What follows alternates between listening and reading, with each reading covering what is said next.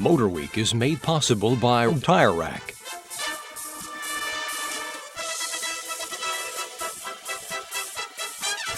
First up, and rightfully so, is the Ford Taurus and Mercury Sable. All new mid-size front-drive sedans that Ford is putting a lot of faith and money into. After that, we've got yet another Japanese challenge, the Nissan Stanza wagon. Pat Goss will be by to be challenged by a few viewer questions. And Joyce Braga will fill us in on two new European imports, the Yugo and the Alfa Milano. But of course, the big news comes from Motown. Now, even when they have big news, they still worry about a lot of things in Detroit, things like age. Not their own, but the median age of new car buyers. It's around 48 years old for the domestic buyer. For the import buyer, about 35. Now, suppose you're a big shot at a company like Ford, and you know that younger folks have more money to spend these days. You ask yourself, what if we could produce a high-volume domestic car, say a bread-and-butter four-door sedan, that would appeal to those 35-year-old import buyers? We could make big bucks with a car like that. And we know a few companies have tried, but maybe they just didn't try hard enough, say with $3 billion of investment. Now, what do you think $3 billion will get you? Just possibly the most significant new cars of the decade, that's all. The mid-size Ford Taurus and Mercury Sable. What you're seeing represents a whole new approach to the family sedan from Ford, and they're staking much of their future as a U.S. car maker on it. The shape of the Taurus Sable is about as far from the traditional three-box design as a sedan can get. There's not a sharp corner in sight, and the drag coefficient of 0.32 makes this the slipperiest American sedan yet. Even at 0.34, the wagon variant's resistance to the wind is lower than the Thunderbird, the car that started Ford's clean sheet approach only 3 years ago. We tested Taurus and Sable prototypes in various levels of trim at Ford's Dearborn Proving Grounds. Since the cars were very close to production models, we got a good idea of what buyers can expect. Ford's largest front-wheel drive models will get their initial power from a newly designed 3-liter V6 mated to a 4-speed automatic. With multi-point fuel injection, it produces 140 horsepower and 160 pound-feet of torque from its neat transverse layout.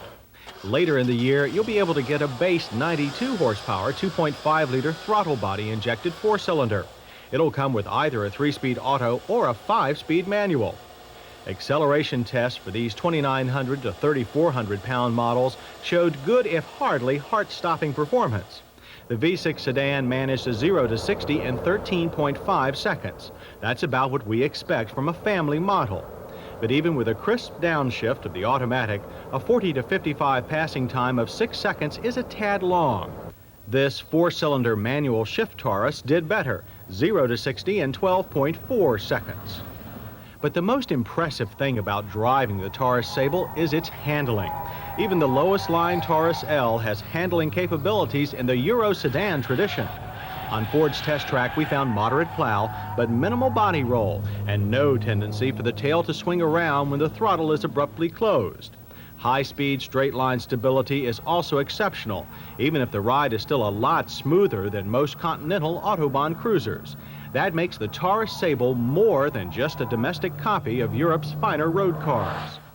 Taurus Sables have all-independent suspension, with the fronts using McPherson gas-filled struts. There's also a front stabilizer bar. A stabilizer is also used on the sedan strut rear suspension on all but the base 4-cylinder Taurus L. Previous Fords had problems with rear-wheel steering when going over severe bumps, cured here with parallel suspension arms. And Taurus Sable wagons get a unique rear suspension with unequal length upper and lower control arms and variable rate coil springs. This makes for a lower, flatter floor than you'd get with the sedan struts. They've also improved their power rack and pinion steering. It's quick with plenty of road feel. But we were able to beat the ability of the power assist with quick wheel cutting in a slalom. To be fair, we had to keep reminding ourselves that these were kid-carrying models, not the higher performance cars they sometimes seem to be. Braking is by way of power disc up front and drums in the rear. Here, our prototypes didn't do as well. Average stops were 145 feet from 55. That's a bit long. They were straight, though, with no fade or premature locking. We were told that regular production cars should do better. There are lots of detailed differences between the Taurus and Sable, unlike companion Ford and Mercury products in the past. But both cars incorporate functional ergonomics. Interiors are also a mixture of the best from Europe and new American car think. There's still room for 6 passengers with the standard front bench seating. The rear seat is higher than in most cars, so passengers can see out better. All the seats are firm, but not too firm, with good all-round support. Front bucket seats are optional on most models. The electrically heated Insta-Clear windshield is a first on the Taurus Sable. Air handling controls use rotary knobs to get precise settings. And this dual sun visor lets you block both front and side glare. On wagon models, you can order a rear-facing seat that folds down for a storage compartment or out as a picnic tray. And all wagons also come with a sleek luggage rack. Outside, the Ford and Mercury lines each have their own sheet metal.